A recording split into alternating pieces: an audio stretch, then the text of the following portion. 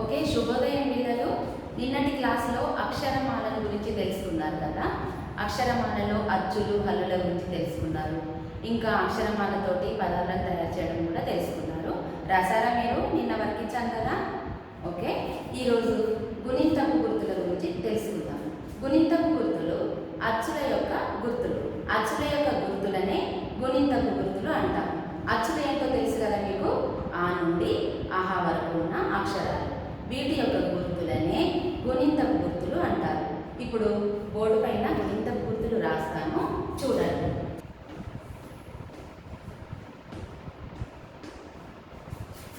గుణింతపు గుర్తులు.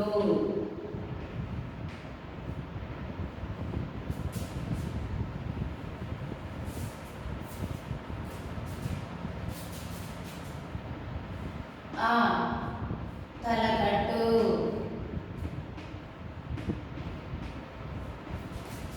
ఆ దీర్ఘము,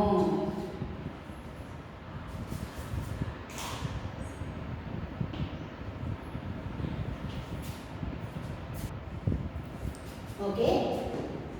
ఈ గుడి,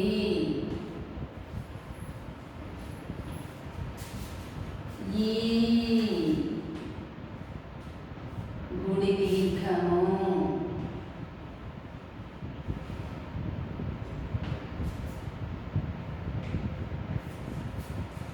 వు కొమ్ము,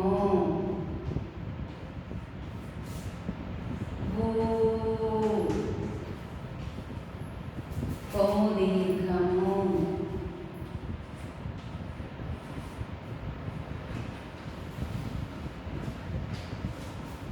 చూడండి పిల్లలు ఒకసారి ఇక్కడ వినండి.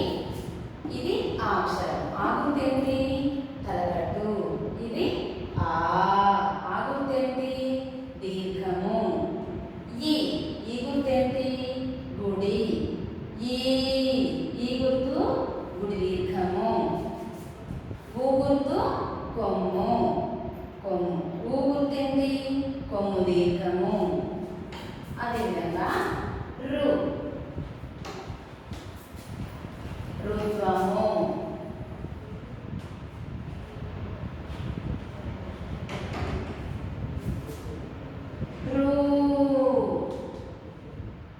రుద్వ దీర్ఘము,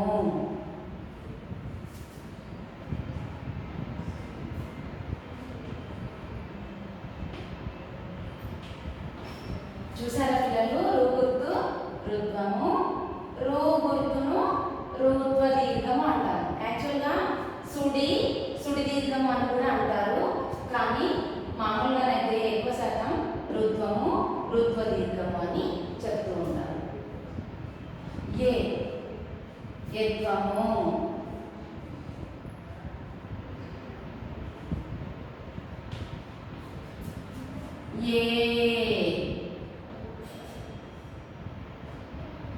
ఎత్వ దీర్ఘము. ఇక్కడ ఒకసారి వినండి. ఏత్వము, ఏత్వము అని కూడా అనొచ్చు. ఏత్వము అని కూడా అనొచ్చు, కానీ ఏత్వము అన్నప్పుడు మీరు కన్ఫ్యూజ్ అవ్వచ్చు. ఎందుకంటే ఎత్వము అంటాము, దీన్ని ఏత్వము అంటాము.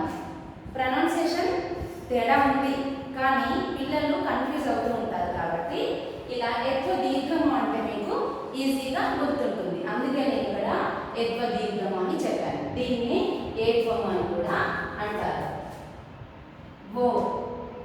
ఉద్వము,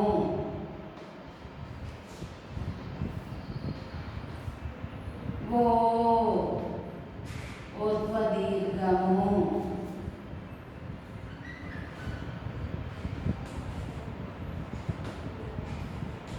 ఇక్కడ కూడా చూడండి పిల్లలు. ఇక్కడ ఎత్వము ఏత్వము ఎలా ఉందో ఒత్వము గోత్వము అని అంటారు, కానీ గోత్వము ఒత్వము అన్నప్పుడు మీరు కన్ఫ్యూజ్ అవుతూ ఉంటారు. కాబట్టి ఒత్వ దీర్ఘము అని చెప్తున్నాను, అది మీకు ఈజీగా గుర్తుండడం కోసం. దీన్ని ఓత్వము అని కూడా అంటారు.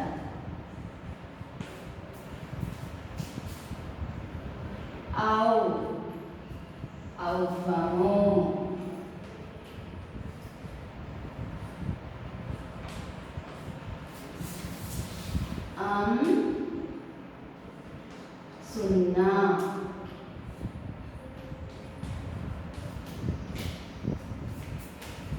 ఆహా విసర్గ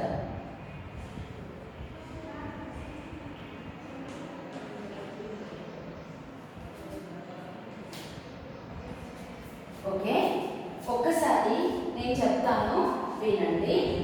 గుణింతపు గుర్తులు ఆ తలకట్టు, ఆ దీర్ఘము, ఈ గుడి, ఈ గుడి దీర్ఘము, గు కొమ్ము, ఊ కొమ్ము దీర్ఘము, రు రుత్వము, రు రుత్వ దీర్ఘము, ఏ యత్వము, ఏ యత్వ దీర్ఘము. చూడండి గుర్తుంది కదా, ఇప్పుడే చెప్పాను యత్వము. దీన్ని యత్వ దీర్ఘము అని చెప్పుకుంటే మీకు ఈజీగా గుర్తుంటుంది. దీన్నే హేత్వము అని కూడా అంటాము.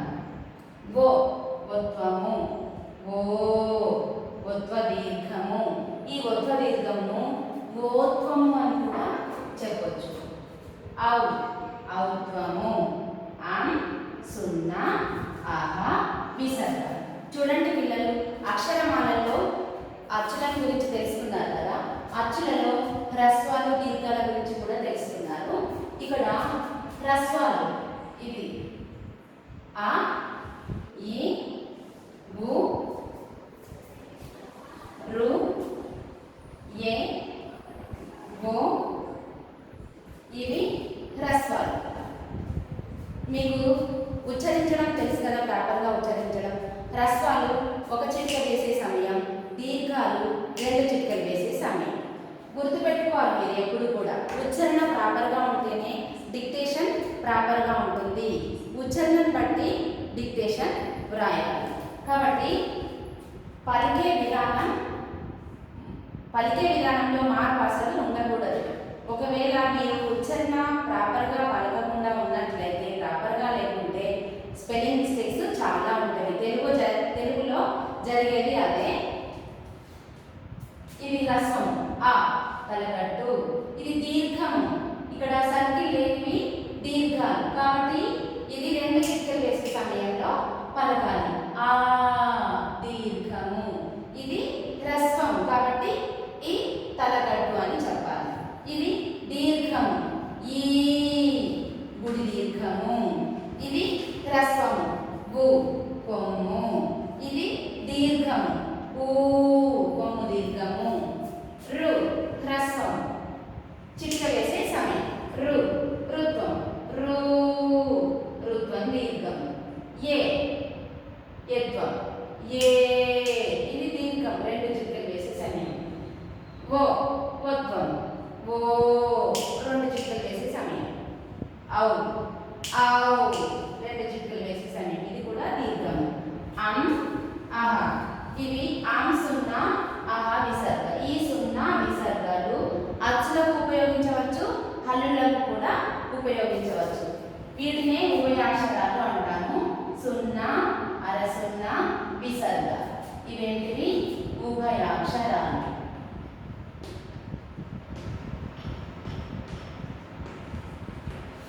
ఓకే, ఇప్పుడు ఈ గుణింతపు గుర్తులను ఉపయోగించి కొన్ని పదాలు తయారు చేయాలి. కొన్ని నేను ఇక్కడ తయారు చేసి చూపిస్తున్నాను, తర్వాత మీరు ప్రయత్నించండి. ఓకే చిల్డ్రన్, ఇప్పుడు ఈ గుణింతపు గుర్తులను ఆధారంగా తీసుకొని హల్లులలోని ఉన్న అక్షరాలకు ఈ గుణింతపు గుర్తులను ఉపయోగించి గుణింతాలను తయారు చేయాలి. కొన్ని గుణింతాలు నేను రాస్తున్నాను, మిగతా కొన్ని మీరు ప్రయత్నించండి.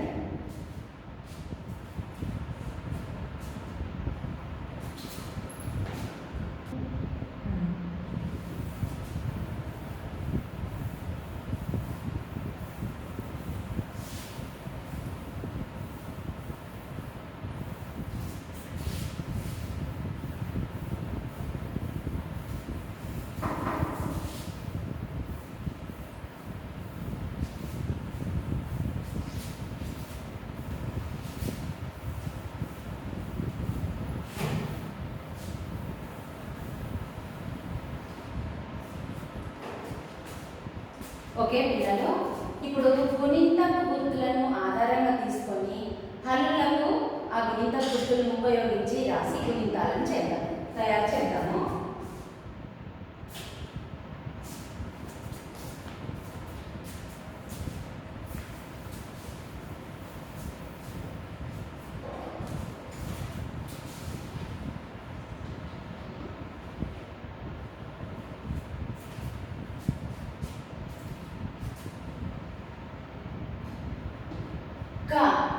హల్లు అక్షరం. ఈ హల్లు అక్షరానికి అచ్చుల్లోని ప్రతి ఒక్క గుర్తును కూడా ఈ అక్షరానికి ఉపయోగించి రాయాలి. ఫస్ట్ ఇక్కడ అచ్చు అక్షర గుర్తులన్నీ ఒకసారి నేను రాస్తున్నాను.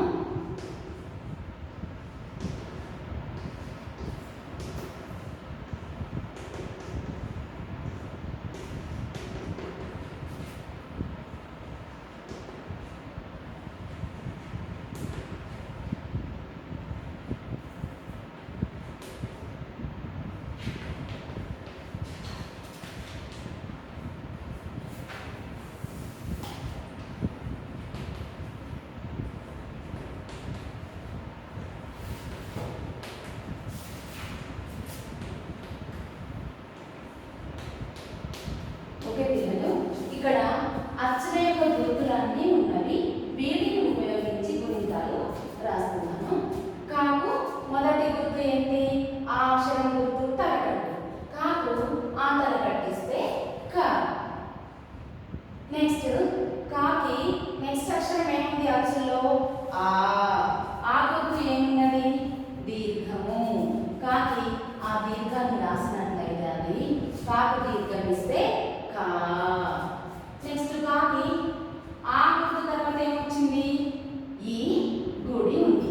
ఈ గుడి గుర్తును కా అక్షరానికి రాసినట్లయితే కాకు గుడి ఇస్తే కి.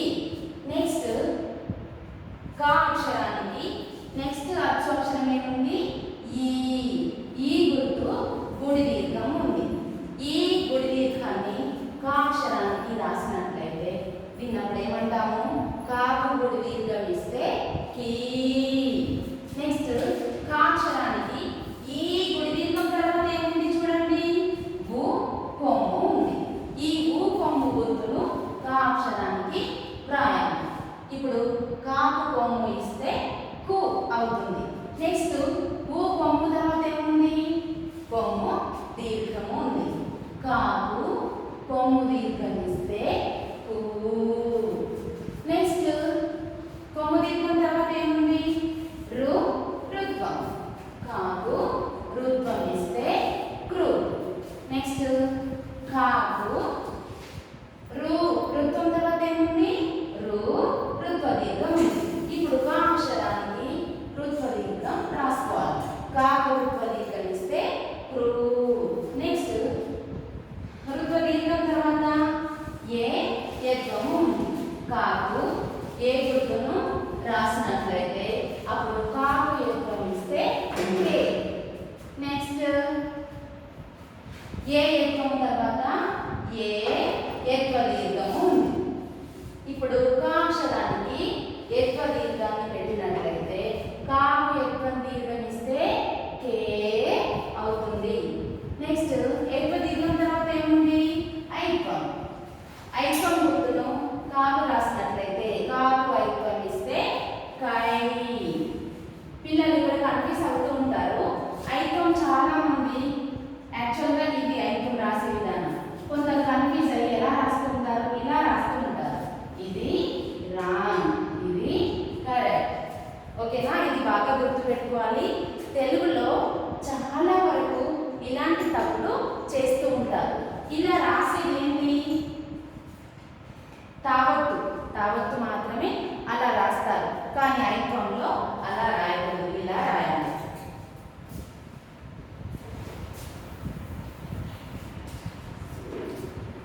నెక్స్ట్ ఐత్వం తర్వాత ఏముంది? ఒత్వం. కాకు ఓ గుర్తు ఏముంది? ఒత్వము. కాకు ఒత్వం ఇస్తే కో. నెక్స్ట్ గుర్తు ఏంటి? ఒత్వం దీర్ఘం. కాకు ఒత్వం దీర్ఘం ఇస్తే కో. నెక్స్ట్ కాకు నెక్స్ట్ అవుతో గుర్తు అవుతో కాకు అవుతో ఇస్తే కౌ అవుతో గుర్తు తర్వాత ఏముంది సున్నా కా పక్కకు గుర్తు సున్నా రాస్తే ఏమవుతుంది కా పక్కకు సున్నా పెడితే కం నెక్స్ట్ సున్నా తర్వాత ఏముంది విసర్గ ఈ విసర్గను కొందరు రెండు సున్నాలు కూడా అని చెప్తారు అలా కూడా చెప్పొచ్చు విసర్గ అంటే చిన్నపిల్లలకు అర్థం కాదు కాబట్టి రెండు సున్నాలు అని కూడా నేర్పిస్తూ ఉంటాము కాకు రెండు సున్నాలు పెడితే కహ ఓకేనా పిల్లలు ఇప్పుడు కా అక్షరం హల్లు అక్షరానికి ఈ అచ్చు అక్షరాల యొక్క గుర్తులను ఉపయోగించి కా గుణితాన్ని తయారు చేస్తాము ఇదే విధంగా మిగతా గుణితాలు కూడా వ్రాయాలి